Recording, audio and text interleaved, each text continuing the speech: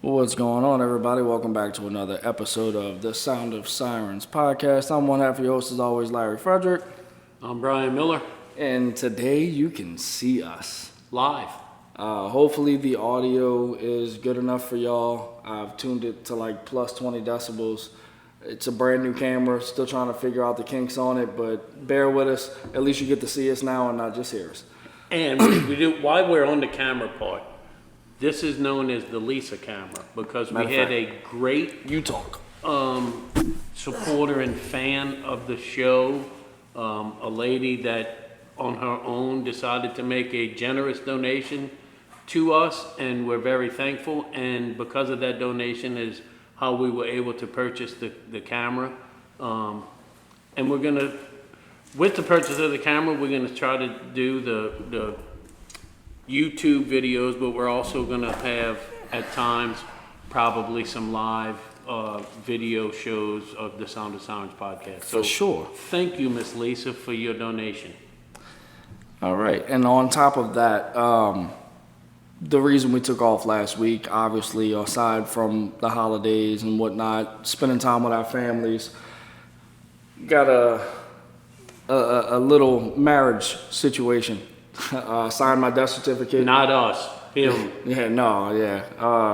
Me and my wife, after 9 years, finally said the I do's. So I'm now officially a married man. I don't know whether to give myself a good old round of applause for that.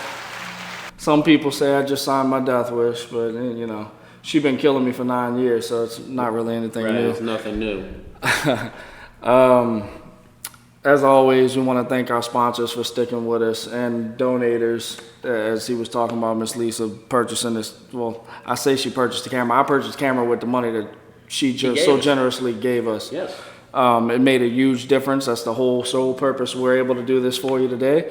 So our sponsors, Forever Fit Nutrition, So Crafty, LeBron's Creole Cuisine, and Southern Wild Fishing. We thank y'all for sticking by our side and continuing to support the show the way we hope we are supporting you by putting y'all out there.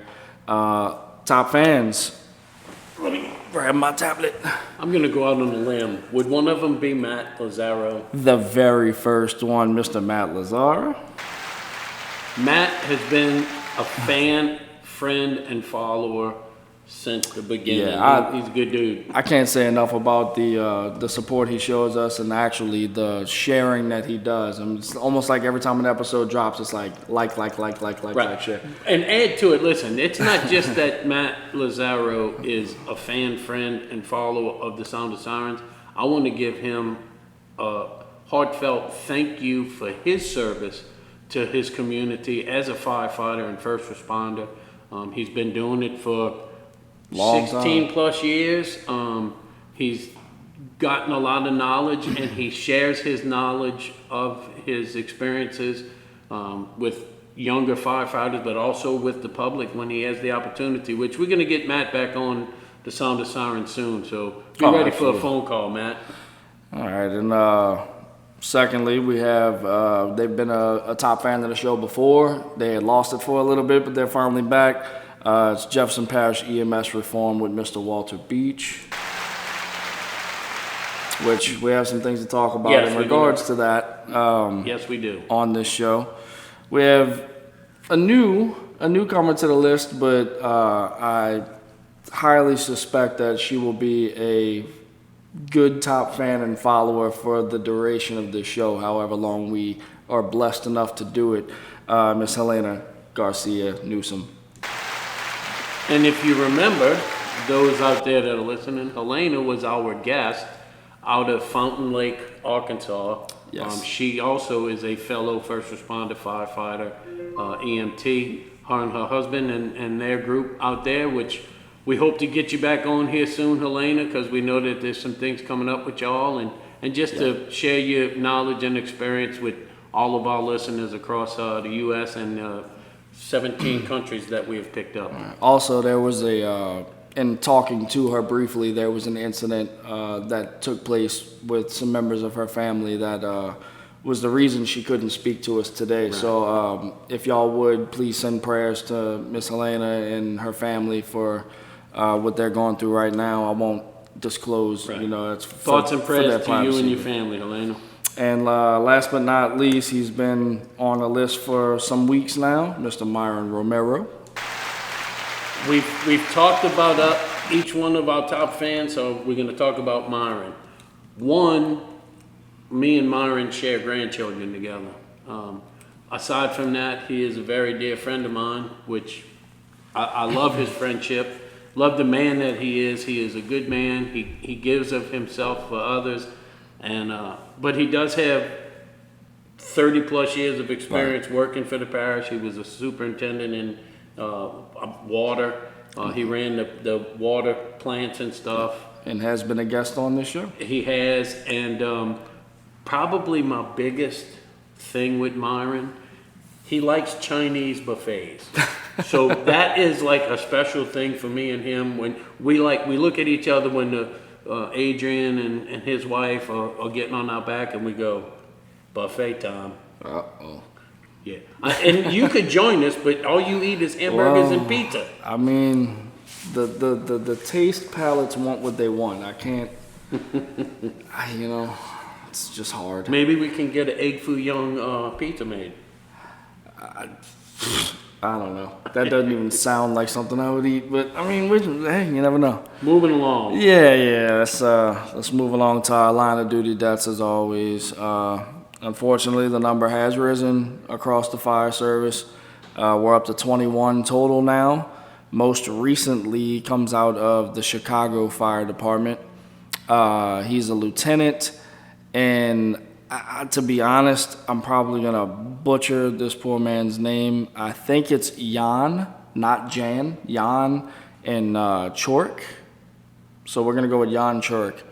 On Wednesday, April 5th, 2023, the Chicago Fire Department responded to a fire at a high-rise building on Lakeshore Drive. While headed down the stairway departing the fire floor, Lieutenant Jan Chork collapsed. He was immediately treated by crews on the scene and transported to the hospital, where unfortunately he passed away a short time later. The cause of death has yet to be determined.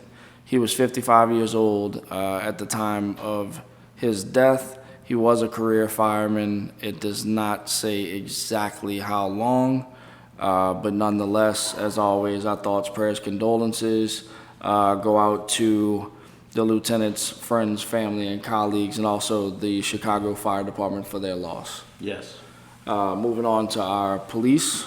The police side, we have 28 line of duty deaths to date.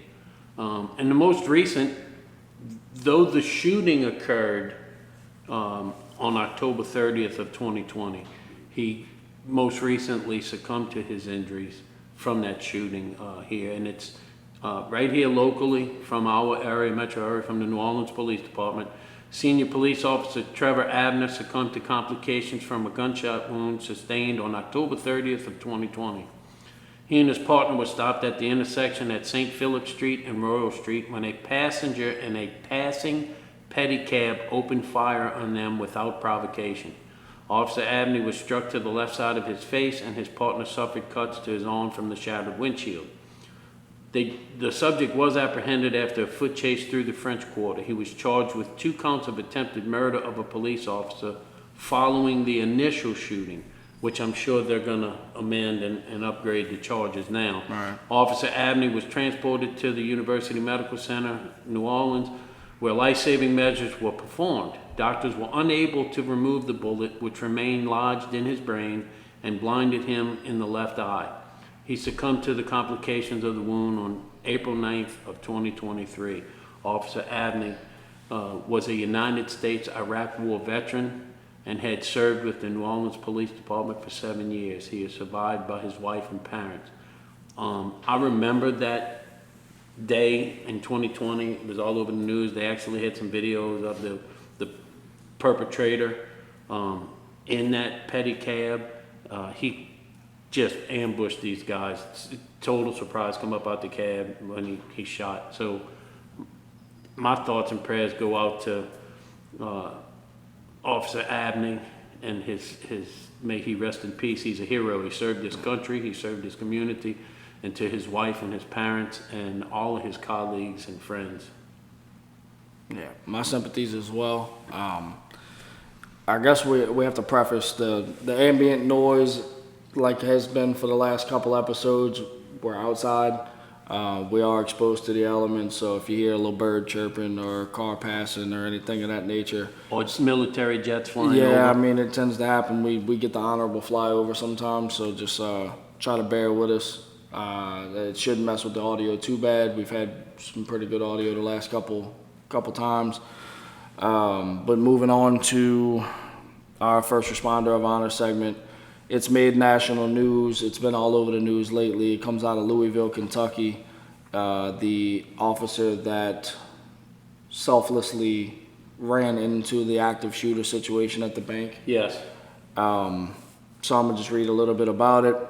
It says, rookie Louisville Metro police officer Nicholas Wilt, 26 years old, was on the job for just 10 days before responding to the active shooter at Old National Bank in downtown Louisville Monday morning. Wilt is still in critical but stable condition following emergency brain surgery after being shot in the head during the mass shooting. Speaking with the mayor of Louisville, he said that Wilt did make some positive progress throughout the day and called it some good news. They're praying for his continued recovery. It's recently been found out that he was also a firefighter with the Ballardsville Fire and Rescue, Oldham County, and the LaGrange, Kentucky Fire and Rescue Department. In addition, Wilt also works as an EMT with Oldham County EMS. So he bleeds 911 through and through. It's not just red, it's not blue, it's not yellow, he bleeds it.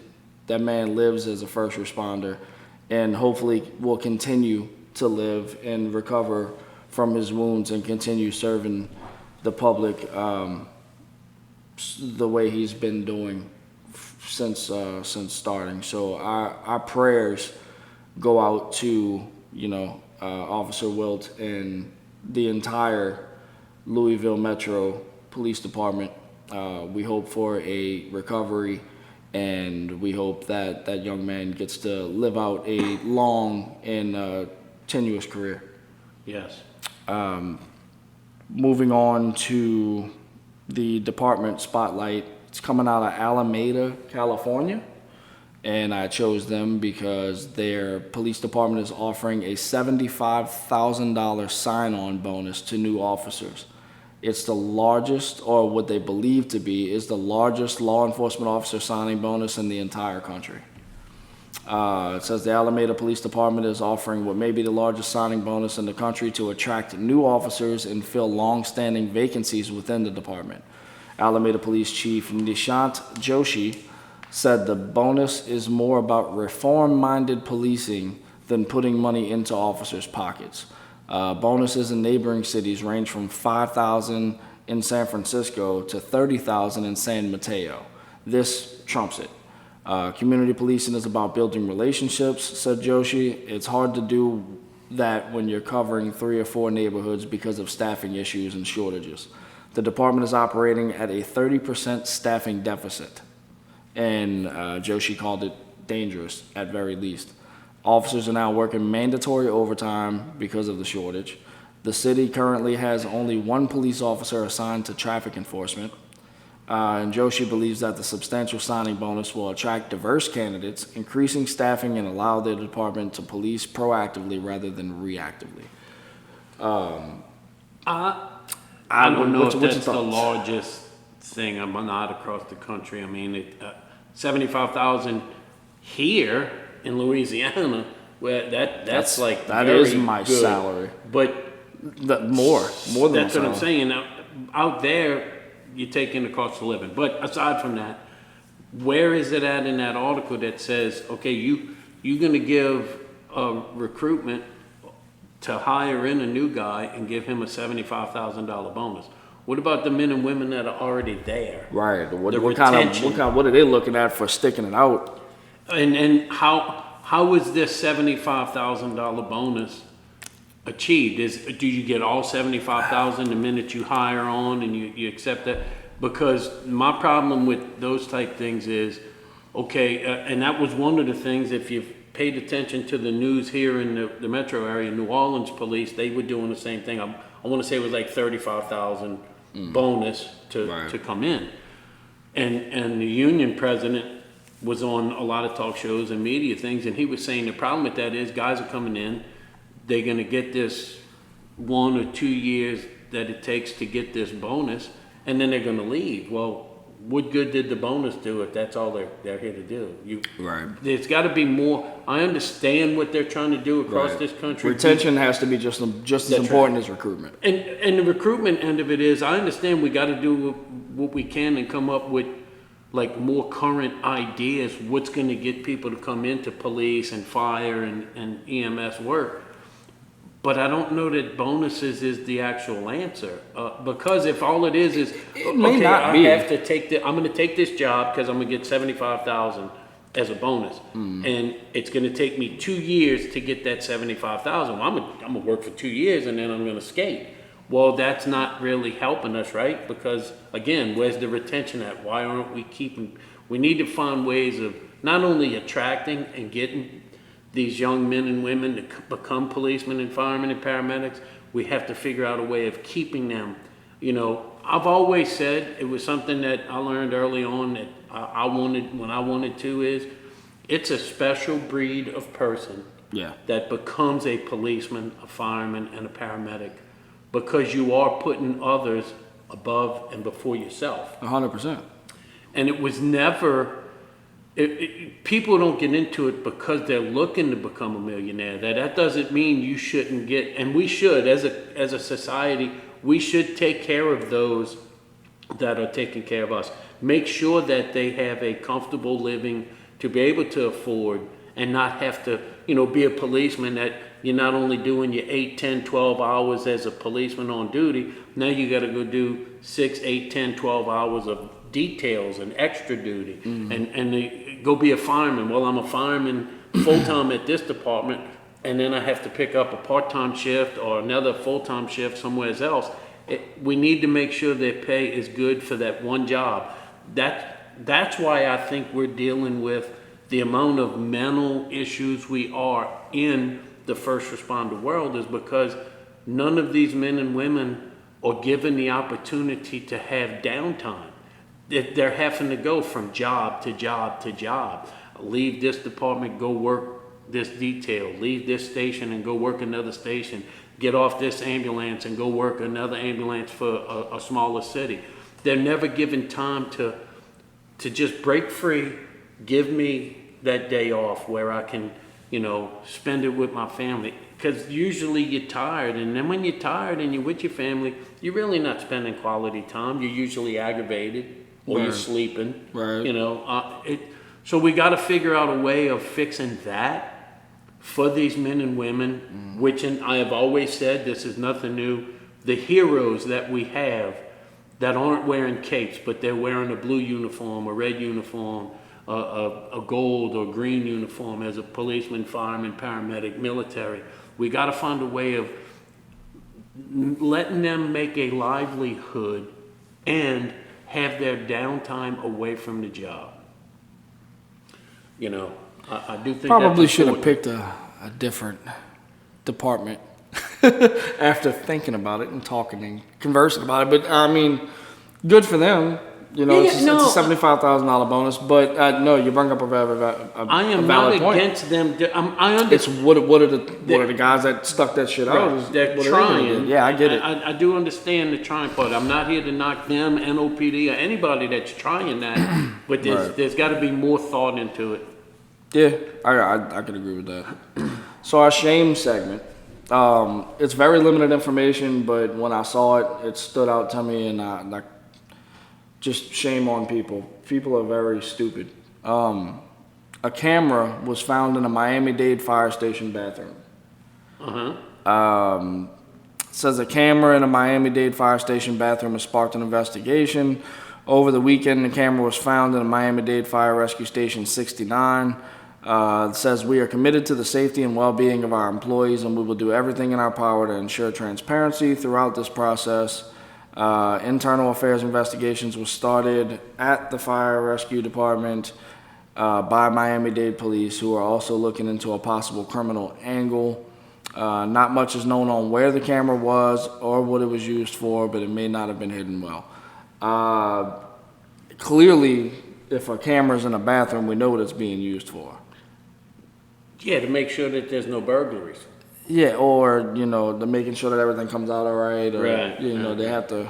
There's no reason for it, guy. No, that's... One, it's a shame that that's something you have to worry about, not only amongst the people you work with, but the public coming in and taking advantage of it. But looking at it from the other hand, there is some, and I'm not putting any blame on anyone in particular or any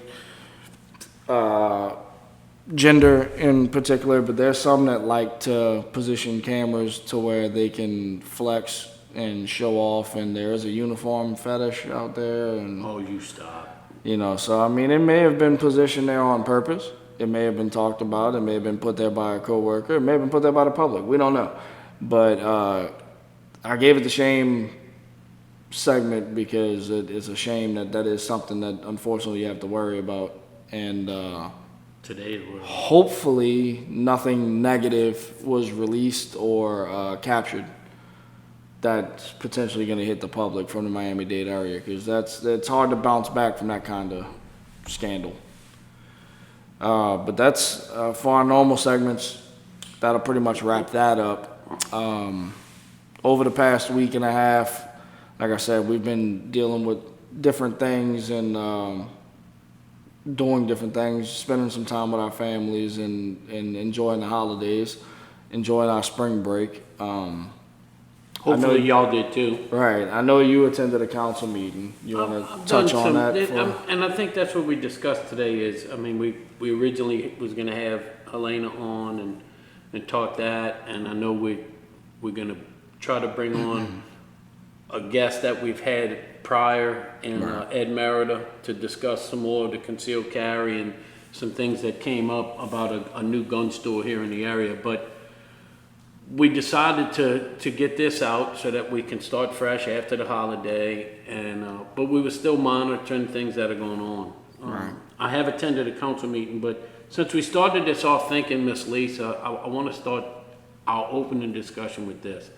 Here locally in the Jefferson Parish area, specifically the Wagaman area, there's a company called Cornerstone, which for years people have had their positive and or negative comments about the company. And myself in particular, while I was a first responder in the Wagaman area, I attended council meetings questioning the operations when it came to chemical leaks, releases, calls at Cornerstone. And we've discussed this before, but here recently, one of the Cornerstone is the complex and the facility in Wagaman, but they have They other hold companies. multiple companies Right. within, yeah. They have other companies that manufacture things there. One of them being Dyna Noble. Well, in February of last year, Dyna Noble actually had an explosion within what they call their chemical or chlorine plant. And since that time, they've gone on to rebuild and do things. Well, they were looking to put in a boiler system within their complex within Cornerstone. And there was a public hearing from the Louisiana Department of Environmental Quality. It was held in Wagaman at the Wagaman Gym. It was March 21st was the date of that public hearing. And what it was is the hearing was for public's input on Dyna Noble obtaining a permit via Louisiana Department of Environmental Quality and the Parish of Jefferson to build this boiler for their complex. It was attended, and we kind of touched briefly on this on a previous episode. It was attended pretty good by the general public. Of course, Cornerstone sent out its vice president and several of its I would say management Public staff, relations and team. then public relations team to attend the meeting. I tell you, it was 7 to 8 of them got up and read letters in support of getting this permit for Dinah Noble, and, you know, how great Cornerstone is within the community, so on and so forth. And then, of course, the public spoke. Miss Lisa, our friend and supporter, she was one of them that spoke, which I've always said, listen to when Miss Lisa gets up and talks at council meetings or these public meetings, because not just her, but there's other group, some other ladies that are associated with her. They just very analytical. They have the numbers. They sit daily and learn and educate themselves on things, and they follow in a lot of the chemical companies and what they're doing. So she spoke, along with others, against this boiler. Now remember, I told you it was March 21st.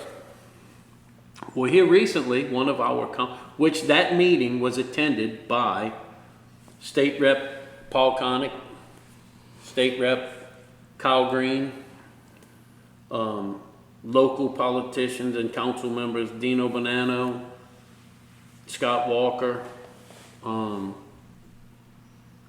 There was some others that was there. Some of the aides for current, like Byron Lee's aide was there.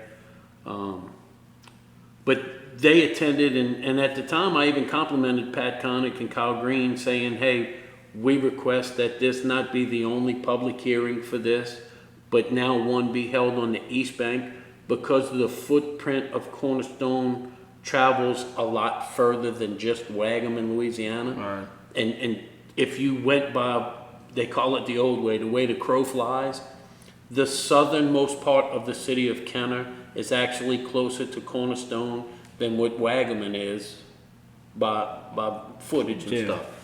It's just across the river on the East Bank. So they wanted the East Bank to have their chance to have input for this hearing. Well, Scott Walker actually put out a post on Facebook that, and he did an article in NOLA with the newspaper, that 4 days prior to this meeting, that Dinah Noble actually sent a letter to the Louisiana Department of Environmental Quality stating that, oh, listen, we already built, manufactured, and put the boiler system in before the meeting. So they did all the construction before they even tried to obtain, and spent like $10 million project to build this system before they even got the permit to do it. So we're gonna build it in good faith that y'all are gonna approve Good it. faith? If anything, to me that falls under, there's an old saying, since we sometimes like to say old sayings, better to ask for forgiveness than ask for permission. That, not in this situation. That I personally, my opinion, they need to tear it all down. I don't care how much they spent, and get it out. You have violated the process, the law, in doing this. You circumvented it.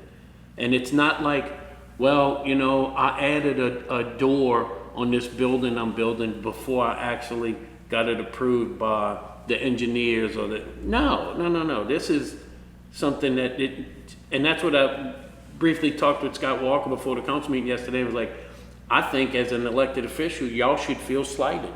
Not just from Cornerstone, because now Cornerstone is saying, well, we didn't know they did this. They're in your backyard. They have to come through your gates with all this construction material to do it. So you're gonna sit here and tell me you didn't know? But above Cornerstone, the Department of Environmental Quality got a letter. They knew this. And at that meeting, they should have said that in front of the public and the very elected officials that were there, and they didn't. It came out later.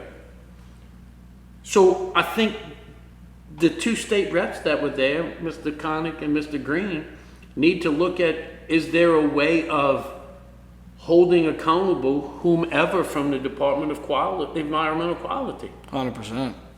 You know, that's always been my argument. Do I think we can shut Cornerstone down?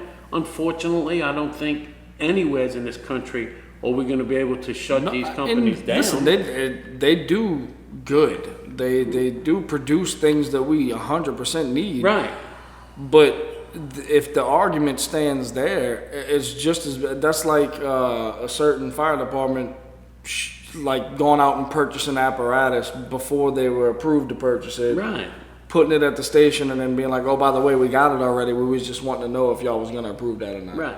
Well, It's kind of the same thing. Not that happened. Just that's an analogy I'm using to reference. I just think with this, like I've always said, even when I worked out there and I was going to the council meetings, mine's not to shut Cornerstone down. Mine's to get Cornerstone to work within the means they're supposed to, and to work with us. Right. I mean, they have chemical leaks out there, and everybody's, oh, well, you don't know. So, well, obviously, this right here, the boiler system being put in before shows how shady they are. Cornerstone, down and over, all of them.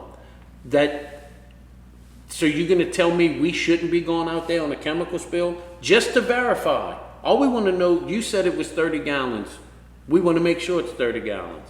This boiler system being put in shows that they are willing to hide from the very enforcement agencies, the politicians, the first responders that have to go. Something needs to be done. All this perception that these politicians try to say they're doing needs to stop. You just need to go in there and handle the job right. I'm not telling you to shut them down. They need to work within the community, with the community. And fire, police, and EMS is a vital part of our community. Also needs to. I don't want. Making an example of them is probably a poor choice of words, but to be honest, I mean, you kind of need to make an example. Like these big corporations that have all this money is going to go and do what they want to do with or without the approval of the very people that need, they need to vote on it to put it there. And they're just going to do it anyway and act like it never happened. That's a problem. So you make an example out of them and they'll stop doing it. Or at least they'll hurt for doing it. And that's my viewpoint. Again, mine. I'm not saying I'm right, but I'm at least willing to speak it and then bring it to the table. There's got to be ways we can fix what's happening out there. And not just, I don't want to just pick on Cornerstone, because here in Jefferson Parish, as are many communities across this country, we're surrounded by hazardous material and chemical companies. Yeah, we got rail, water, everything. Air, all of it. So we need to better the system, because most recent, I don't know how much you follow like national news and stuff. Richmond, Indiana, yesterday, a recycling plant caught on fire, and the city. They had to literally evacuate. Yes, the mayor was actually on the news saying how they've been going through, if you want to call it arguments, back and forth with the owner of the property to do certain things to make it safer, and then lo and behold, it catches on fire, and all the plastic is burning and going into the air, and it's toxic, and so they had to evacuate. So that's what I'm saying. We're not here to. Obviously these chemical companies or recycling companies, there's a vital need for it. Absolutely, yeah. I mean, but we got to render it safe. There's practices and procedures in place for a reason. Right. You can't just overlook those because you think it's necessary. It doesn't work like that. And you know where it starts? It starts with our elected officials. We didn't elect you to go and represent corporate America. We elected you to represent us. Now, if that means bringing corporate America here, okay. But at the same time, you're bringing corporate America here, you have to make sure it's going to benefit our community, which our community is our citizens, our tourists, our visitors. Ultimately, the people that are going to end up paying for it in the long run through taxes. There's a lot that, and I know, again, we focusing in, or where at least the topic we're discussing is something that is right here in our backyard. Mm-hmm. But I promise you, our friend Helena in Fountain Lake, they face the same things. Our friend from South Carolina that sent us an email, they're facing the same thing. Yes. Germany, Europe, California, Texas, it's everywhere. It's just, this is ours, so it's easy, and because of our proximity to it or our experience working in that area, makes it easier for us to talk about it. But I mean, it's everywhere, and to me is the problem. These elected officials are more worried about their pocket, their friends and when I say friends, not their friends out here, their friends in the office. Right. Take care of the shoes in the office. No, you need to start taking care of the boots in the field, like I've said before, because that's where, if we don't have the men and women to provide the security, provide the safety, provide the medical attention, you can have all the corporate America buildings you want. They're not going to last for long. Well, speaking of the tools to help people, it was discussed about Lucas devices. You segue from one to the next. Go ahead. Go ahead. I'm with you. I was just informed today that there was some discussion prior that these fire departments should be carrying at least one Lucas device per department. But in saying that, there was a grant put in place some time back that would have afforded one per department within our area. I don't know if it was West Bank wide, department, like district wide. I don't know. Can you just enlighten the people on that situation? What's really going on? I'm going to say it like this. A Lucas device, for those that are not first responders, it is a device that helps during the CPR process. That basically does a mechanical, it's a mechanical CPR machine. Chest compression. Yeah. And it's preset to go the correct depth on the compression at the correct speed and momentum. When I worked in Bridge City, and I'm not afraid to say it because I compliment Bridge City on this, the chief there purchased one. And it helped us tremendously. I know he wasn't the first here within Jefferson Parish, because as of today, I learned that Harvey actually has had one and had one for some years. But there's, but it's, to get it's to the become a topic. well, not just a topic. The machine itself has become more up to date. Oh yes. It used to be air driven by our breathing apparatus bottles that used to propel it, and you would have to swap out the bottle when it became empty. Now they have the electric ones that Battery operated. yeah, battery I operated. believe it's called second generation. Right. So and those tend to last a little bit longer and are more efficient as they're starting to figure out the different things that they can do with them. And those are the ones I'm assuming are the ones that they would be, the grant would. And that's get. just what we'd be doing is assuming. I'm sure that's what the grant would buy, but Right. here's the gist of it. EMS reform, Jefferson Parish EMS reform, and we've had him on the show before, so I Right. don't mind saying his name. Walter Beach had approached apparently the fire director's office in hopes of, he had done some research and found that his meaning is the fire departments are responding to a CPR or a medical related call within 3 to 5 minutes, to where in many cases the EMS or ambulance could be 10 plus minutes out. Okay. So his was, hey, maybe we should get a Lucas device for the fire departments. And in that discussion, I had told him, well, I work for Bridge City, they have one, and then I don't know about the rest, if they do or don't. I said, I would think, he asked my opinion. I said, having been somebody that's been on the department that had it, which per protocol for Region 1, as an EMR, you can use a Lucas device. So Right. it's within our our scope of practice. scope of practice to use a Lucas.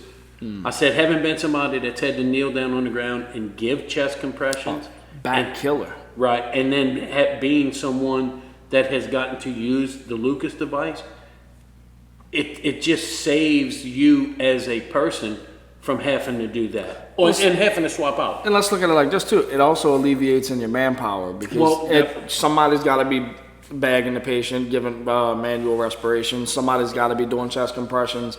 And so it goes from being a 2-person CPR effort to a 1-person CPR effort. Somebody else can be utilizing, Right. the scope Correct. more efficiently if we have a mechanical device administering the chest compressions. Now we only have to focus on giving respirations. Or if we have manual respiration through O2, you could focus on doing something else. You could be helping EMS. You could be prepping, So the Lucas device itself, I feel, is imperative. Almost. It's there's nothing that's wrong. It's almost like Narcan.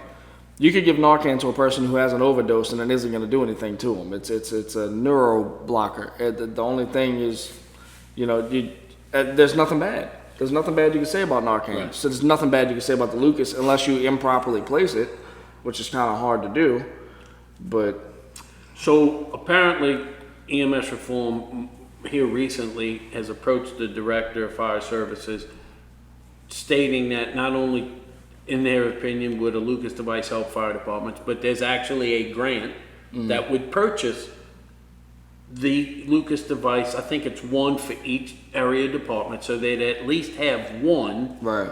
and not have to spend the money on it. There's a grant that would fund it, and I don't want to use the word that he was told not a good idea, but I think it wasn't a positive answer to it. So he contacted me and we were talking about it, and he asked my opinion, which I gave it, and then he was telling me how it appears that higher administrators are against it, and I'm like, well, that might be him or just a couple. I said I would think majority of firemen that have ever gotten to use it would want it if they can get it. Yeah. And then as a fire chief or administrator, knowing that it is a very useful tool and I'm going to get it without spending any of my money, that they would want it. But I said, allow me the opportunity to check with who trained me and who is the trainer of EMR across the parish here on the West Bank, and just get his opinion. So I contacted,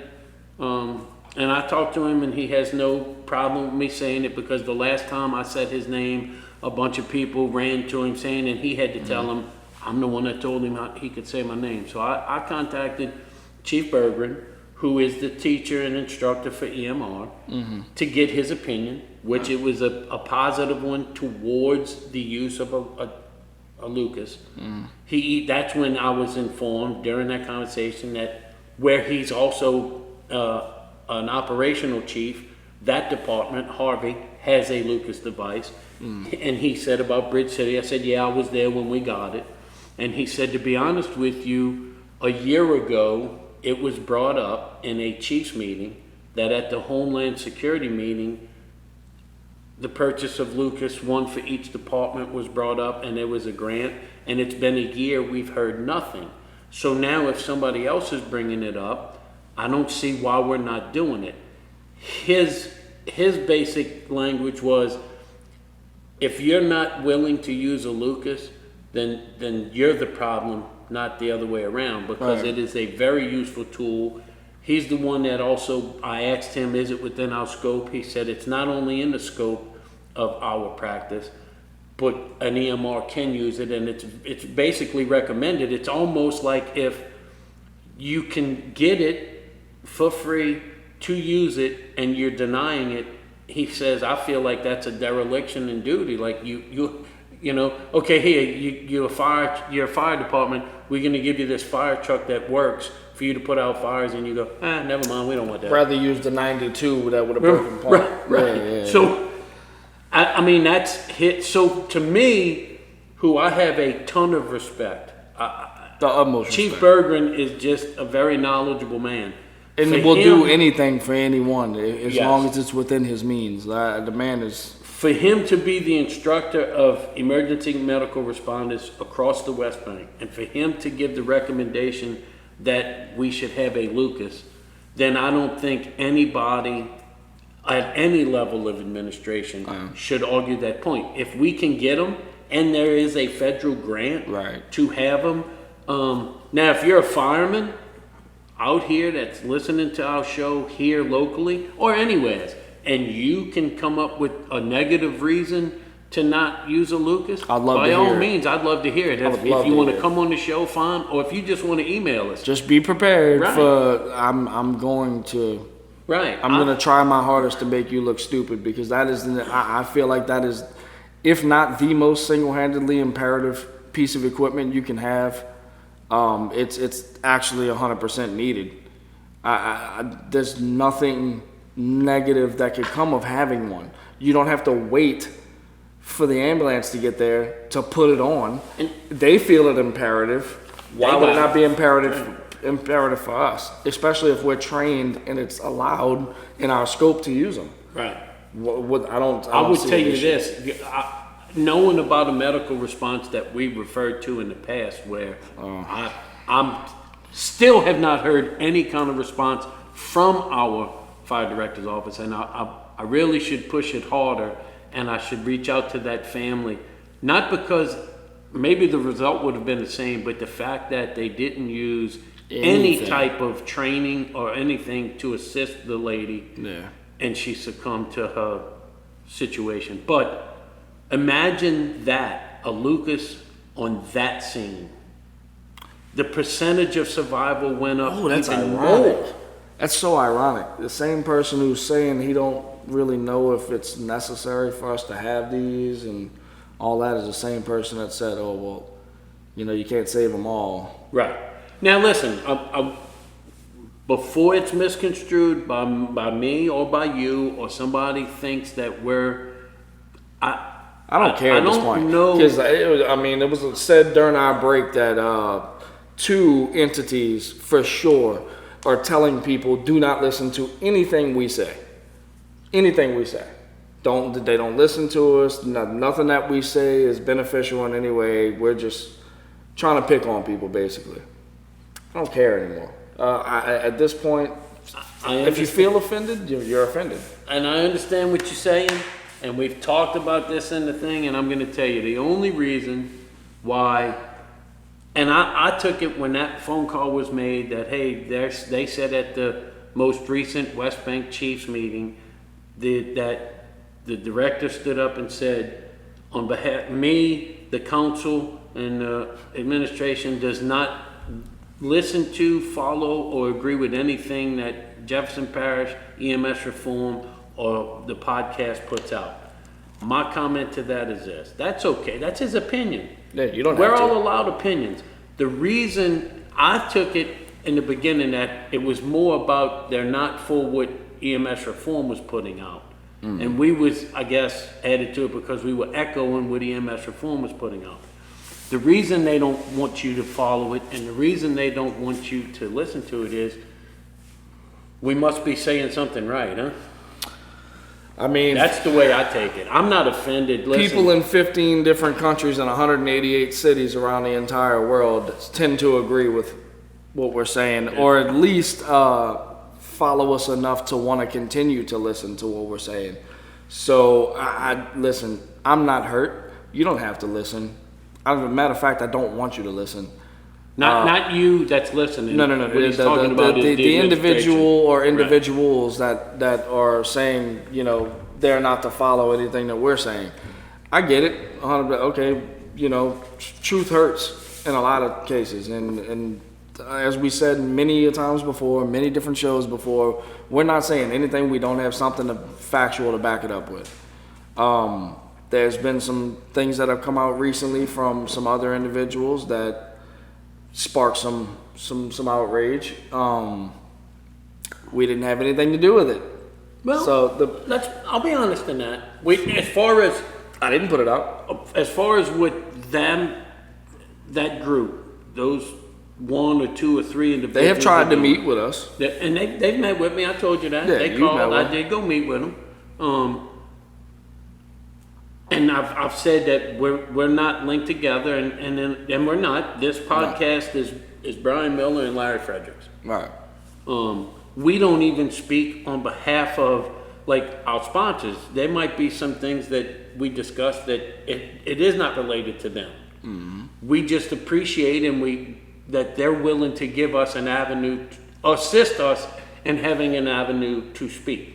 Right. That's why we name, but don't hold it against our sponsors if you agree or disagree. I mean, try our sponsor, go try Forever Fit Nutrition teas and shakes because you want to see if that's something you want to do. We just happen to like the owners, like the product. It's One great. of the owners is a former police officer, Correct. so I mean naturally, I'm gonna- he enjoys the topics, and I've been longtime friends with the other owner, so I mean that's one thing, and then LeBron supports us wholeheartedly. LeBron supports first responders. Right, that's just a first responder thing. They see that we want to make a difference, and they want to aid in Right. being a difference. So Crafty is a personal friend of ours, but she just wants the betterment of not only the podcast and us as individuals, but she wants to help spread the word also. She sees positive in all of this, and Southern Wild Fishing is just, they're a bunch of assholes. I just like to shout them out, but I love them nonetheless. And two of us happen to be first responders. I'm included in that. Right. So- going back to what we were talking about, I don't want my words misunderstood. I don't know. I wasn't sitting there when the topic of Lucas was brought to the director. I'm not saying that he said no or that he said not a good idea. I'm interpreting what was brought back to me as it was more negative than it was positive. And my whole thing in this is, it is positive. It is a good idea. It is a good tool. It is a much needed tool to assist us in, like I said, because you have a Lucas device does not mean that the result at the end of that particular call may not result in the loss of life. But it But couldn't have hurt. using a Lucas device raises, Right. to me, the chance of survival. Yeah. So, in that aspect, and then speaking to the man that trained me and trains others, and he's for it, then you add in, not only is it a good tool, a useful tool, and every fire department should have it, but we actually going to get this for you for free through grants. Now you don't have to spend $1 of the tax. You at shouldn't least be not- able to say Right. no if it's within our scope of practice. There should not be a yay or nay on that. That should just be like, hey, listen, we're going to go out and we're going to get these for y'all because we can. Utilize them or not, put them on your trucks. They're within your scope of practice. Here you go. And I think our council, the chairman or the president of the council, Scott Walker, the co-council or co-vice president, chairman, Ricky Template, District 1, Marion Edwards, District 2, Dino Bonanno, District 3, Byron Lee, District 4, Dominic Impostata, District 5, Jennifer Van Franken.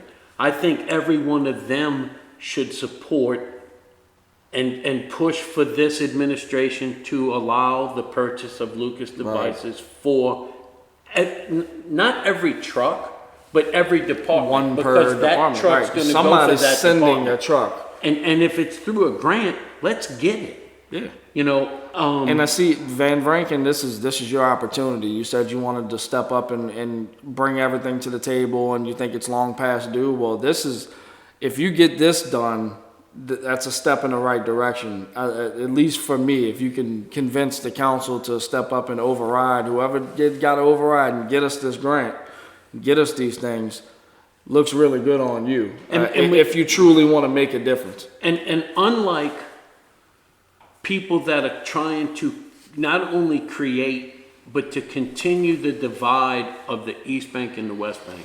I'm not asking for you to buy the Lucas device for every West Bank department. I'm asking for every department within Jefferson Parish. Yeah. That Jefferson Parish Council can assist.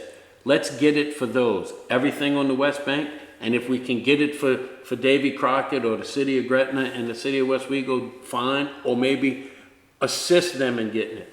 Right. East Bank Consolidated Fire Department needs it. 3rd District needs it. If we can help Kenner and Harahan, great, let's do it. Maybe they already have them, I don't know, I don't work for them, and maybe somebody can answer that after they hear this. But we need a Lucas device everywhere. as much as I don't, as much as I think our EMS 911 service is having some issues and there's a delay of service, whether I'm for it or not, we are going to respond as a fire department to these medical calls. Right. I want we have every that obligation. I want every piece of equipment available to me that I am legally, lawfully, and by protocol supposed to have and use. I want it to the reach of my hands. And I want, when that fire truck pulls up on a medical call, to get off the truck with the medical equipment. Don't get off with just your radio. That's doing nothing.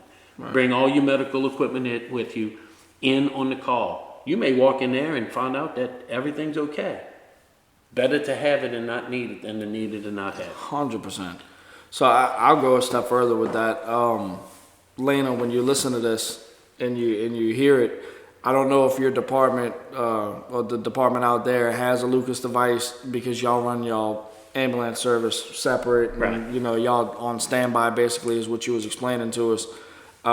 If there was a grant possible to award your fire department with a Lucas device and y'all were trained to use it and it was within your scope of practice, what do you say? Would you accept it or would you fight it? What are some of the benefits that you can see from it, and what are, if any downfalls that you see from it? I'd like, besides Lena, any first responder, Anybody, fireman, y'all paramedic give us some feedback. that has the Lucas or wishes to get the Lucas, reach out to us and let us know.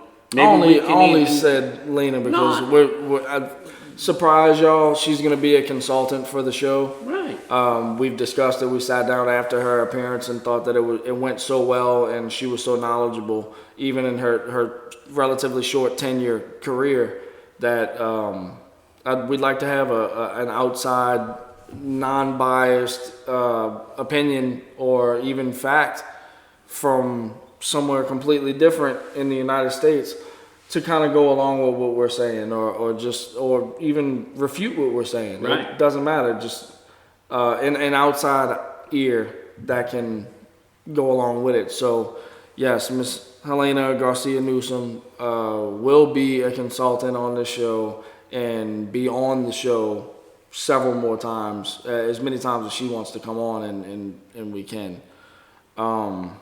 I'm assuming that was the end of that. We can, yeah, that I mean, conversation. I don't want to I'm wrap sure yet. we can, I'm sure we can go into even more depth with just that topic. we can, but, there's going to be other things that we want to discuss, and I mean, we're running close on time. Pertaining to, we've been promoting big time our collaboration with The Sirens podcast out in Oklahoma. They have been booked for a true crime festival in Northwest Arkansas, and it kind of runs into the date that we had picked out, May 15th. So we have postponed that to June 12th at 6 p.m. It's going to be a nighttime show, but we still have a couple kinks to work out. It's still going to happen. They are very excited to work with us. We're very excited to work with them. So we're really looking forward to that. I think it's going to be a change of pace for both podcasts, the things that we're going to talk about. And little teaser, we may actually discuss a unsolved homicide case involving a first responder, just because that's the type of stuff that they deal with. So And if you're not, really want to pay attention to that show. if you haven't listened to or followed, I recommend you look up the Sirens podcast. Absolutely. Miss Raven Rollins is the host. She's so knowledgeable. A professor works with them, Miss Mandy, and I mean they're all true crimey. They're paranormal. They work with everything. It's an amazing show. It'll keep you hooked from beginning to end, and they're a big supporter of the show since we've introduced ourselves. And our podcast is a top fan of their podcast. So Since we kind of segued from chemicals to tools to, I guess, somewhat politics, now Tend to do you that a talk lot. somewhat police. Let's keep it on the police avenue, and let's talk about here again locally.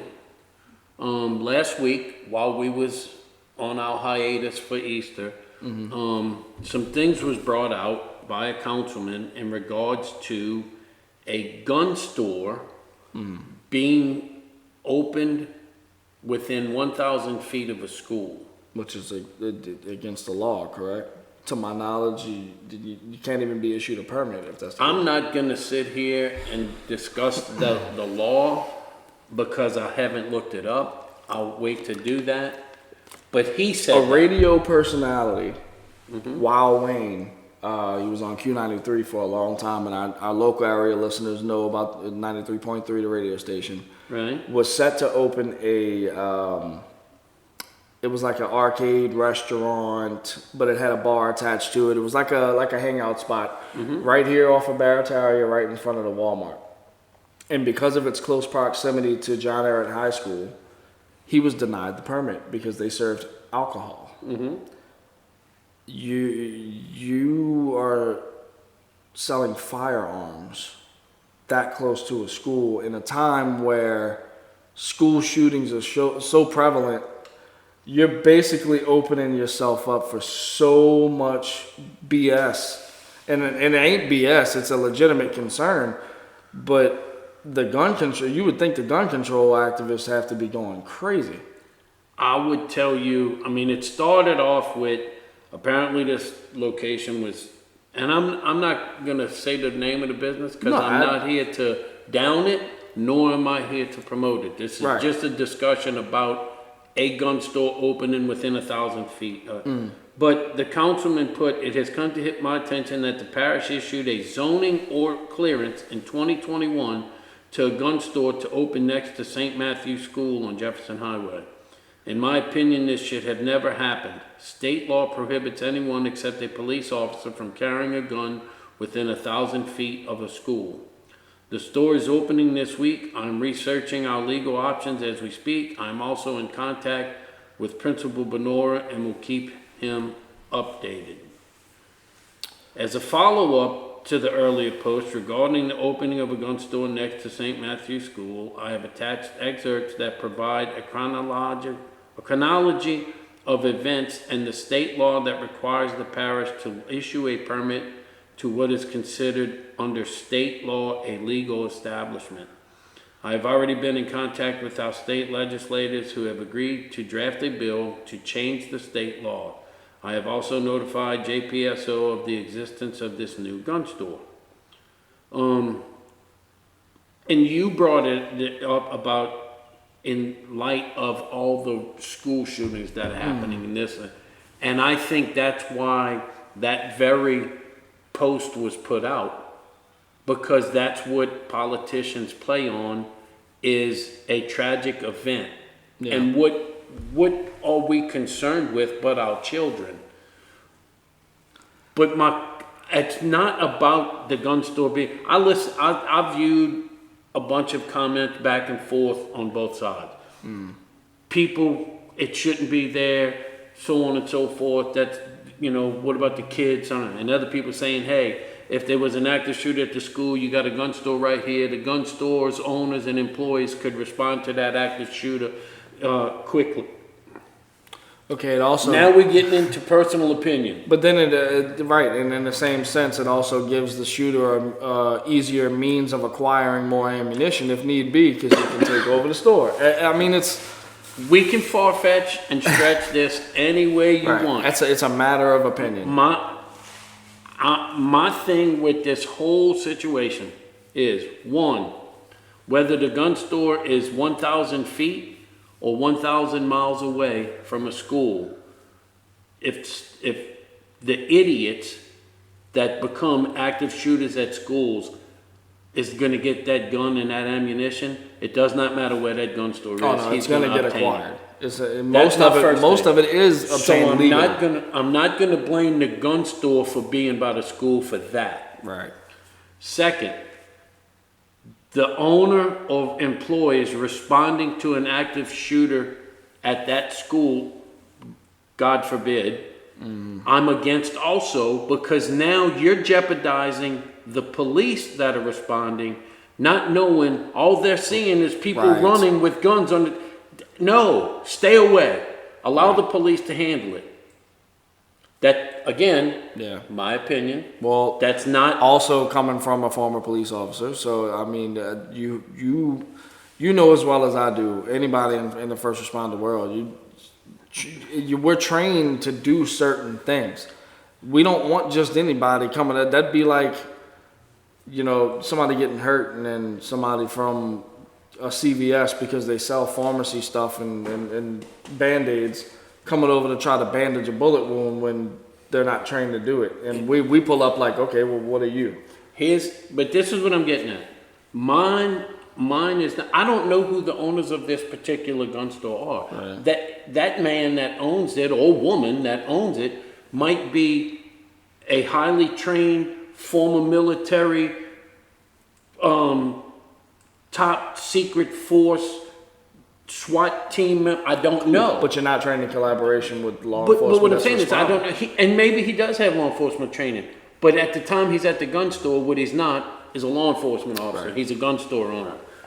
My whole thing with this is it was stated in the Post that the zoning ordinance was changed in 2021 or allowed. The very council that sits there today was on the council in 2021 when the zoning was voted on. It has to go in front of them. What probably happened, I'm not going to say for sure because I don't know which Right. meeting Hey, it went through. look, I'm gonna zoom in a little. Hold on. Speculation. If I'm going to fault anybody, and I don't just mean the district councilman from that district, but all of the council, is because they globo past things. If you went to yesterday's or viewed yesterday's council meeting, there was over 230 things on the agenda. They literally went at we're going to take number 20 through 210 except for 52, 49, 170, and we're going to put them through on Globo. Well, you didn't read it. To me, you didn't read it. And don't tell me, oh, well, we did, because if you tell me you did, that means that y'all are having meetings behind closed doors beforehand. Somebody should have known about that zoning change and ordinance change before it was passed. That's where I put the fault. Yeah. Now yesterday he did address it. If you go back, you listen, he said he found out that in fact they are legal in where they built that, so on and so forth, but he is now trying to pass an ordinance here and a resolution in Jefferson Parish so that it doesn't happen again in the future.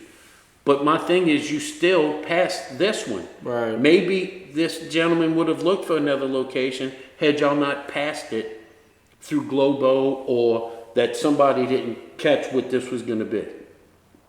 If I'm opening a business, I watched a man yesterday, and actually for the past 2 council meetings. You know when you're riding down the road and you see the ice $1.25, and it's actually just a big machine. You put the money in, and the ice comes out in a bag or your ice chest. The guy that owns that, they wouldn't allow him to have a sign, certain size or whatever, at one of his locations. It's a business. The man selling ice, which is a very needed resource, especially during what? Hurricane season, right? So for 2 months, this poor dude, if not longer, couldn't open his box that was going to give us ice because the signs didn't fit the requirement we're in. So we were smart enough as a council to catch that, get him to have to come in and change, and then they passed it. He's able to get a sign. But you didn't recognize and say, so planning, zoning, ordinance, whoever caught a sign for an ice machine, but you didn't catch the guy that wanted to open a gun store? Right. I don't fault the gun store owner. He obviously went into the meetings and said, hey, I want to open up right here. Well, what are you opening, sir? I'm opening a gun store. He didn't go in and say, well, I'm opening up a candy store, and now it's a gun store. Right. He told them what he was doing.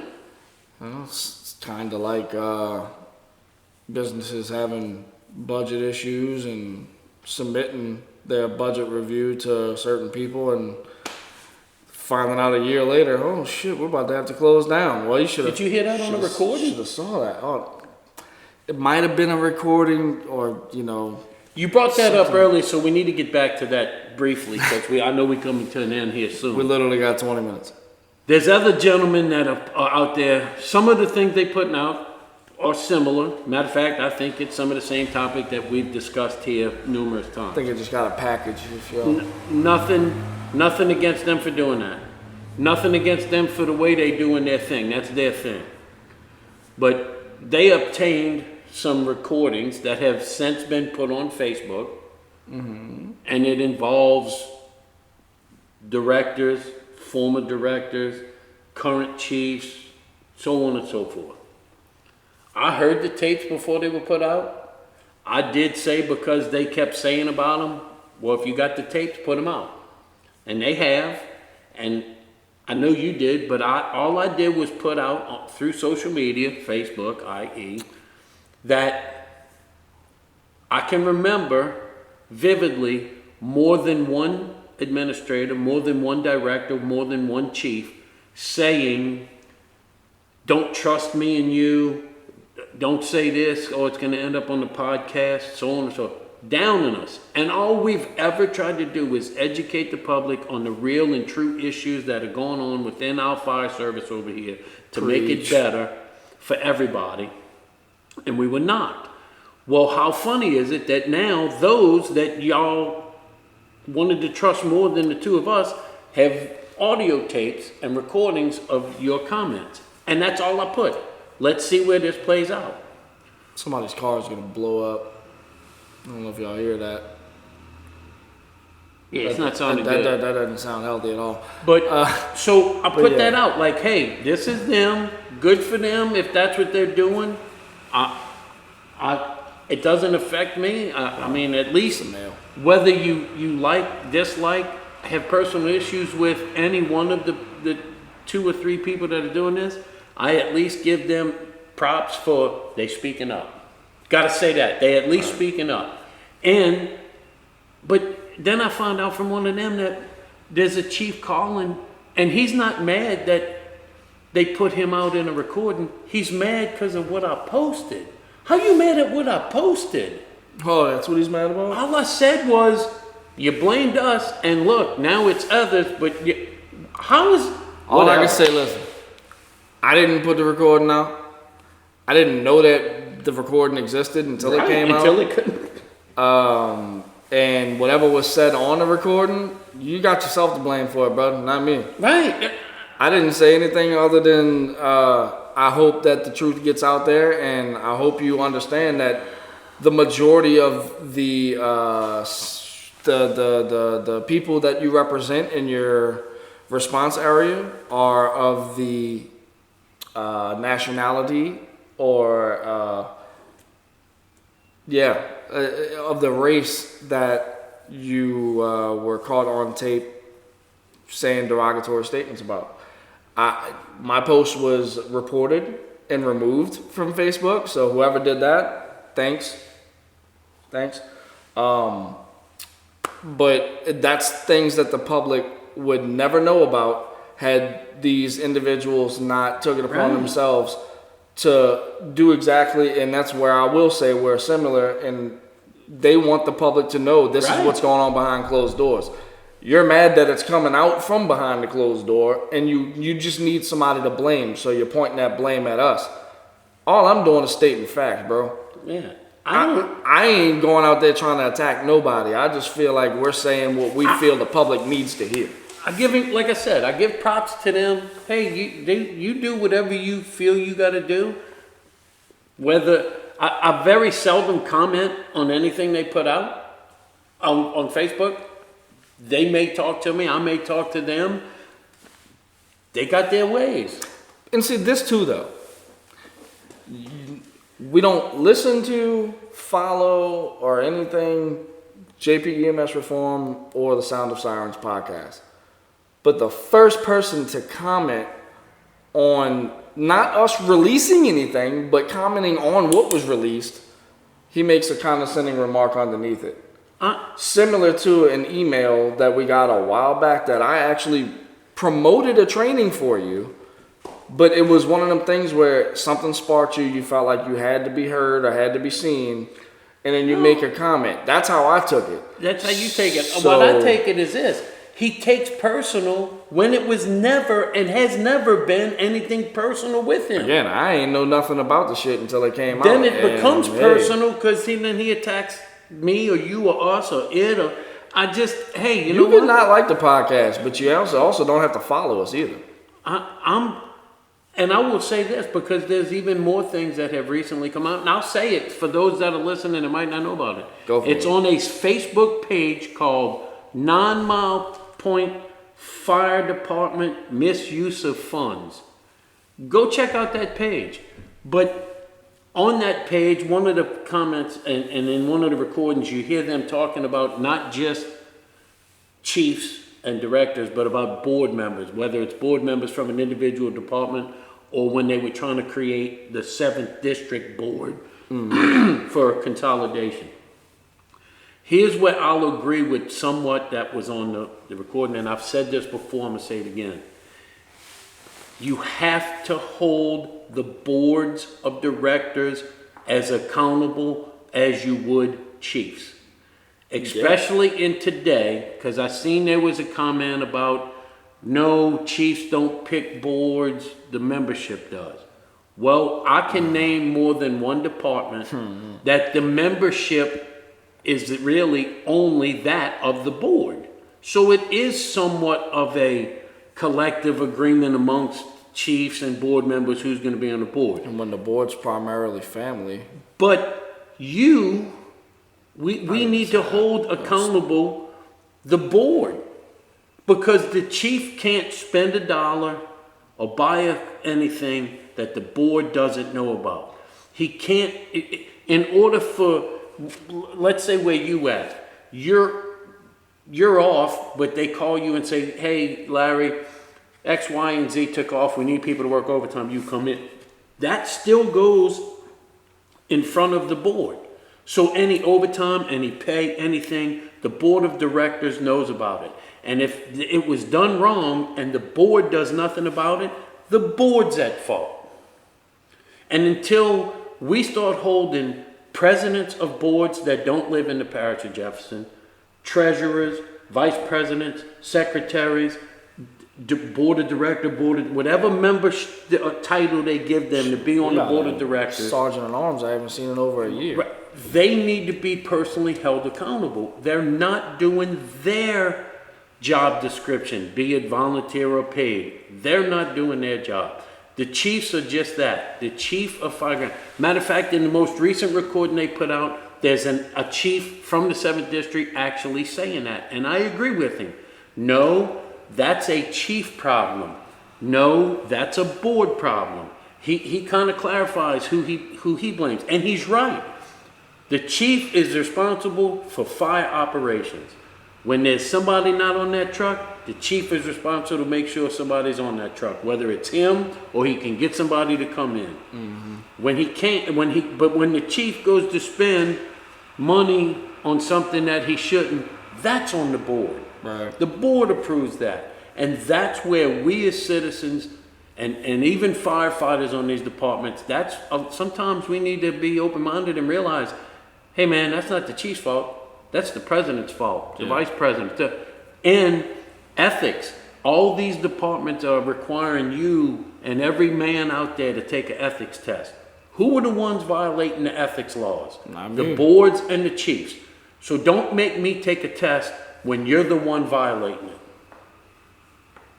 And that goes for the parish too. Don't make me take an ethics test when you sleeping with your secretary there, Mr. Director.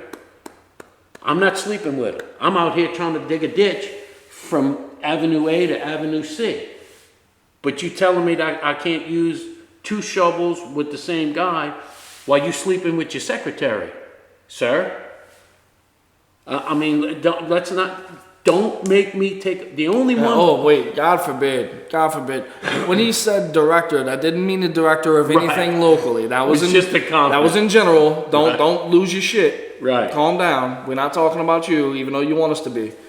Calm down. You just it's Why? I've always said this, Larry, and whoever else is listening, I've always said this. How do you, as a leader, a director, a councilman, a parish president, a priest, a teacher, how do you expect this younger generation to listen and do what you're telling them when you're sitting there saying, that's your girlfriend, you should respect her and treat her right and don't do nothing to do that. And your son is sitting there going, I seen you with your girlfriend while mama was sleeping. Wait, is this the button? Oh boy, I know y'all can't hear that. I just did the wah, wah, wah, wah. I made a mistake. I've talked about it numerous times, so I'm not going to talk about it. I made a mistake. I've since moved on from that, and it's not how I lived, it's what I'm doing. And when I talk to my older grandkids, that's what I tell them. Listen, you're going to make mistakes in life. What you want to do is minimize them. Right. And if Papa can sit here and tell you, man, don't go do this. It's not because I didn't do it. It's because I learned the hard way by doing it that you don't want to do that. Own it and learn from it.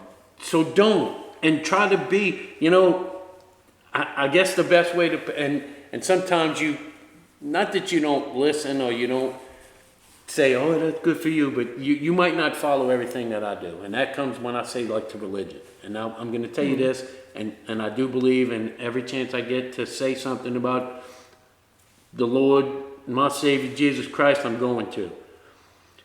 I have traveled out of this country. I've gone to places I never thought I would. I've experienced things in life that many have not. I have had earthly and worldly things. I have a Harley Davidson. Don't get to ride anymore, but I've ridden Harleys. I've had Corvettes. I've had money. I've had earthly and worldly things. Been in love more than once. Some people can't say they've been in love once. I've had all that. And today, I don't have a job. I don't have $1 in my pocket. In fact, if we was to leave here today and go to lunch, you'd have to buy. But what I have in my life now that's different than what I had back then is I have Jesus Christ in my life. So that tells me I have everything. I'm not searching and fighting anymore for what I can obtain through earthly and worldly things. I want to make sure that the day I take my last breath, that I am able to walk through the gates of heaven. And that's why I'm trying to do what I'm doing now, and that it has to be through transparency, honesty, truthfulness, all that. And what we're dealing with here is not. How do we expect our younger generation to follow anything when we're giving them nothing but lies and perception? Okay, I'm a great councilman because I travel around and take photos at different events that are going on? No. You're a great councilman when you represent the very people Put you there. that put you there. And I'm not telling you that you get, listen, they said, Brian, you know what, you think you can do it here. I'm not sitting here telling you that I would be able to accomplish as a councilman everything I'm sitting here telling you. But what I'm telling you is I would give 110% of my effort to make sure that whatever I was doing was going to best represent the men, women, and children, regardless of their race, creed, or religion that I represent. And that's what we need. Not a select group out of the city of Gretna who is running the parish of Jefferson along with their cohorts out of Kenner. You don't just represent Gretna. You don't just represent Kenner. You represent Jefferson Parish. And you know what? Wagaman is just as important. Marrero is just as important. John Williams is just as important as Tyrone Williams. Tyrone Williams is just as important as Jose Valladares. Jose is just as important as Tai Chi, whatever. I don't care what your name is. I don't care what your color is, and I don't care what your sex is. I was waiting to see what kind of name you came up with for the Vietnamese. I was waiting. There's a couple of Ty Williams out there. Well, win-win. Right. But, and I'm not, he's making a joke and that's all it is. We're not downing anybody. No. I'm not here. When you take a position of fire chief, fire director, councilman, all that, you represent everybody. I'm not concerned with, I want to be friends with the men and women out of Gretna, especially those that are trying to do the same things as me. But because you're a great politician in Gretna, does not mean that I have to follow everything you're saying when it's not going to best benefit the people I represent in 9 Mile Point. Yeah. It's not. And that's what needs to stop. You know what? You want me to vote for you? Dominic Impostata, Scott Walker, Ricky Template, Jennifer Van Franken? Because you the 4 people that are running for council at large. You need to show me that the lady in Metairie is as equal to or as important as the lady in the back of Ames. You need to show me that the Catholic off of West Metairie is as important as the Baptist off of Highway 90. You need to show me that the man that is the CEO and owner of whatever corporate business is as important It's the cashier as running. the man that is wearing steel-toed boots while he's wielding a shovel and axe to clean up a lot so that you can build Mr. CEO's corporate business. Because without the little man, I worked as a bodyguard for Al Copeland. And I got to talk with him a bunch of times. And he used to say this, and I watched him do it. And that's why I think the man was as successful in business as he was. He used to say, the kid in the back, or the man in the back, that is all his only job is to wash dishes, he's as important as the front of the restaurant manager. Because if he's not doing his job and cleaning the dishes, I got no way to put the food out. Mm-hmm. And that's what needs to happen. The lady that cleans 200 Durban, you know what 200 Durban is? Mm-hmm. That's the courthouse parish building. The lady that walks around cleaning the garbage cans, mopping the floors, spraying disinfectant in the men and women's room. Just as important as the parish president that walks through all that to sit in her office. Yeah. Because without her, we have a dirty building. Right. So the chief and chiefs that I know, that I thought we were friends, those that we are friends, you know who's just as important at that job? The very little firefighter that's not making but $10, $12 an hour, that gets on the fire truck and goes out there and runs in the building by himself. Now, we're taught to run in with 2. But it's forced in a lot of situations where it's 1.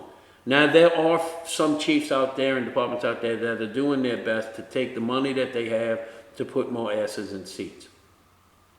But the little man is as important as the big man. I think, not because it's in my mind, I've had compliments from guys that I worked with and even rank over me that said I did a good job as a sergeant. And I didn't do nothing. You know who made me look good? The 6 guys that were my deputies. Because they bought into the system that I wanted to do. We went out there and we got it done. And they knew if they were going through the door, either one, I had gone through the door in front of them before, or I'm going to be on side of them and behind them when we go through it again. Amen. That's what I want as a leader. That I know, hey, this is what he'd do if he was here, but he'd be behind me while I'm here. So that's my comment. You 4 individuals show us that we're all important, and you'll get my vote. Right. So that'll pretty much wrap up this episode. Thank y'all for joining us. Our first recorded episode. I'm going to see what I can do about editing and getting it on YouTube as soon as possible. We'll put the link for the YouTube in a post on our Facebook channel and Instagram channels. Again, thank y'all to all our sponsors and if you're looking to be a sponsor, reach out to us, sirenspodcastofficial@gmail.com. We'll get back to you and set something up. But yeah, that'll be it. As always, one half of your host, Larry Frederick. I'm Brian Miller. God bless. Y'all have a good day. We'll see y'all next week. Thank you.